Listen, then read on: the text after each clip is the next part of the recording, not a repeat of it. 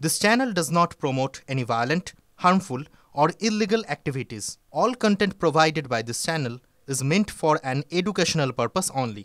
Top quality और consistent performance के लिए सिर्फ सिल्वर पंप नाम याद रखना। উদ্বেগ প্রকাশ করেছে ইন্টারন্যাশনাল ওয়েস্ট ম্যানেজমেন্ট সোসাইটি। তারা বলছেন যে গোটা রাজ্যের বর্জ্য নিষ্কাশন প্রক্রিয়াকে ঢেলে সাজাতে হবে, নইলে বিপদ আসন্ন।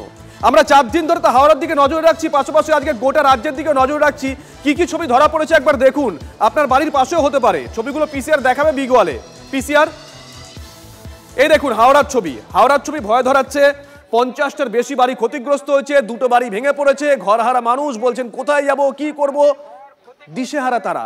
এই ছবি তো দেখাচ্ছি, এই ছবি দেখাবো, আজকের ছবি দেখাবো। পাশাপাশি মুর্শিদাবাদ বহরমপুর পুরসভা, এই দেখছেন ডাম্পিং গ্রাউন্ডটা, এখান থেকে মাঝে মধ্যেই ধোঁয়া বেরোচ্ছে। স্থানীয় মানুষ বলছেন আগুন জ্বলতে দেখা গেছে, মানে বিপদ আসন্ন। আরেকটা ছবি, যে ছবি দেখাবো আপনাদেরকে সেটা পূর্ব বর্ধমানের ছবি, মনোতোষ দেখাবে।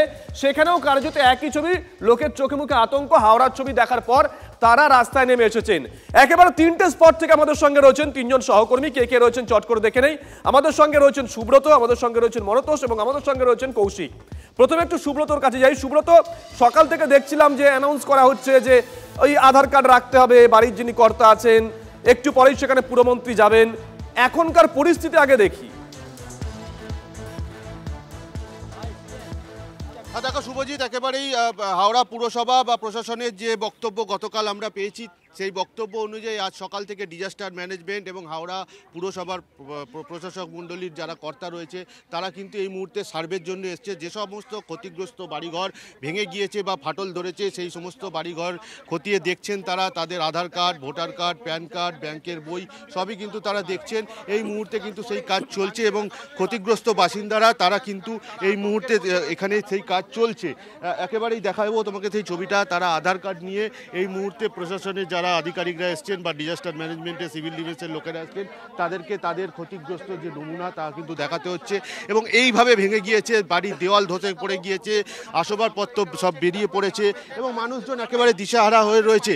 আজকে সকালবেলায় এই হাওড়া পুরসভা তরফ থেকে বা ডিজাস্টার ম্যানেজমেন্ট সিভিল ডিফেন্সের পক্ষ থেকে একটি মাইকিং করা হয় যে ক্ষতিগ্রস্ত বাড়ির যারা মালিক তারা হাতের কাছে ভোটার কার্ড, ব্যাংকের বই, রেশন কার্ড ইত্যাদি রাখার জন্য যে কোনো মুহূর্তে সার্ভে শুরু হতে পারে এবং তারপরেই কিন্তু এলাকার মানুষজন, বিশেষ করে মহিলারা একদমই সঙ্গে দেখো মাইকিংটা শোনাই। তারপরে সুব্রত তুমি যে কথা বলছিলে, মাইকিং এর পরে স্থানীয় বাসিন্দারা বিক্ষোভে ফেটে পড়েন, সেই ছবিও দেখাবো। তাদের হেড অফ দা মেম্বারের আপনার ব্যাংকের বইয়ের জেরক্স, আধার কার্ড, ভোটার কার্ড তাদের কাছে সংগ্রহ করে রাখুন, যে কোনো মুহূর্তে প্রয়োজন লাগতে পারে।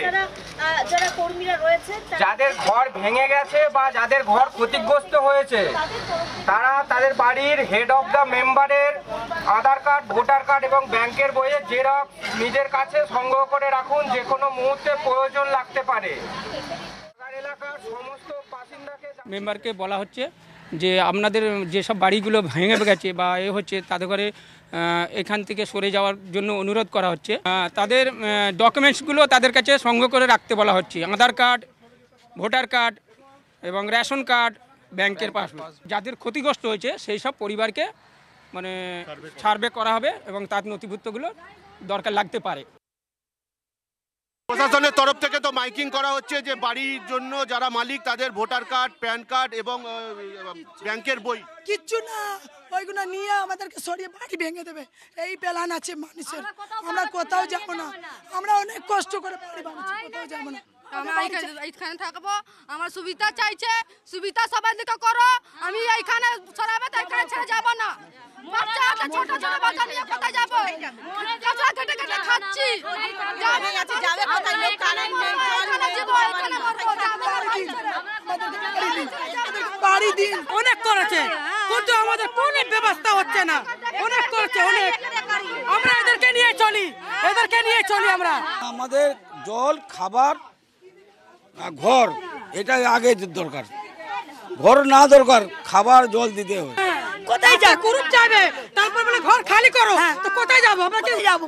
গরিব তো লাথি মারছে, ওরা ভেতর কিছু চাল করছে যে গরিবকে খাওয়াবার জন্য।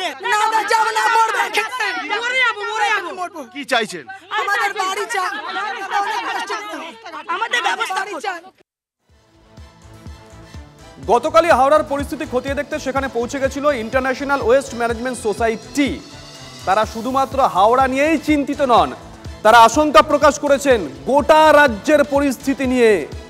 শুনুন।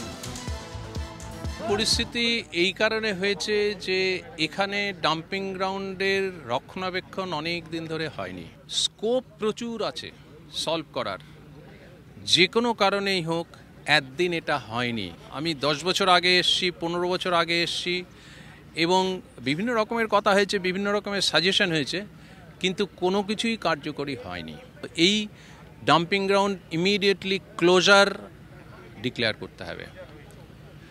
সেকেন্ড, এই ডাম্পিং গ্রাউন্ড অন্তত 1-1.5 কিলোমিটারের মধ্যে কোনো ডাম্পিং করা চলবে না। যদি ডাম্পিং আদৌ দরকার হয় তাহলে নতুন জায়গা আইডেন্টিফাই করে সেখানে ডাম্পিং করতে হবে এবং সেই ডাম্পিং গ্রাউন্ডে ইন্টিগ্রেটেড ওয়েস্ট ম্যানেজমেন্ট সিস্টেম বসাতে হবে। ডাম্পিং নয় শুধু, সেখানে রিসাইক্লিংয়ের জন্য ব্যবস্থা করতে হবে, ওয়েস্ট কালেকশনই করতে হবে, হলো সেগ্রিগেটেড ওয়েস্ট কালেকশন। আমরা সার্কুলার ইকোনমির কথা এত বলছি, কিন্তু আমাদের এই সব জায়গায় সার্কুলার ইকোনমির বিরাট অপরচুনিটি থাকতেও আমরা এখানে দেখতে পাচ্ছি না। আমি এই ডাম্পিং গ্রাউন্ডের যা অবস্থা দেখছি, এটা কিন্তু যে কোনো সময় আরও বড় বিপদ হবে এবং এখানে access control is a must, তা না হলে একটা বিরাট ডিজাস্টার হয়ে যাবে। শুধু হাওড়া নয়, হাওড়া, কলকাতা এবং সারা ওয়েস্ট বেঙ্গলে ওয়েস্ট ম্যানেজমেন্ট সিস্টেমটা অ্যান্ড অ্যাডমিনিস্ট্রেশনকে ঢেলে সাজানো উচিত। আমি সারা পৃথিবীতে ঘুরি, আমার খুব খারাপ লাগে যখন আমার শহরে ওয়েস্ট ম্যানেজমেন্টের এই অবস্থা দেখি। আমরা ওয়েস্ট নিয়ে রিসাইক্লিং করি না, আমরা ওয়েস্ট থেকে কোনো ভ্যালু অ্যাডিশন করি না, আমরা ওয়েস্ট খালি কালেক্ট করি আর ফেলে দিই। সেসব চলবে না। এটা যে ম্যানমেড বিপর্যয় বলতে যদি কিছু বোঝায় সেটাই, এটা তো সবাই বুঝতে পারছেন। এটা কোনো একটা প্রাকৃতিক বিপর্যয় নয়, হঠাৎ একটা অ্যাক্সিডেন্ট তা নয়। এটা নিয়ে কোনো সন্দেহ নেই যে এটা একটা ম্যানমেড বিপর্যয়। আমাদের অপরিকল্পনা, বেঠিকভাবে চলা এবং বিশেষ করে সেক্ষেত্রে এক্সপার্টরা একবার না একাধিকবার বলা সত্ত্বেও সরকার কর্ণপাত করেনি।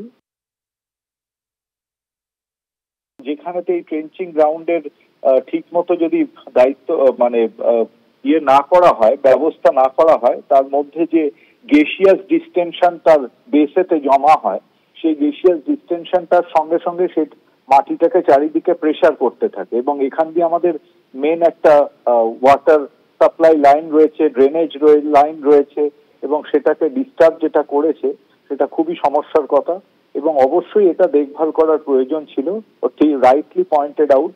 এবং এটা কিন্তু ব্যবস্থা নেওয়ার কথা অনেকদিন আগেই তৈরি হয়েছিল, কেন নেওয়া হয়নি সেটা কারণ আমি বলতে পারবো না এবং এটা একটা নেগলেক্ট বলা যেতে পারে।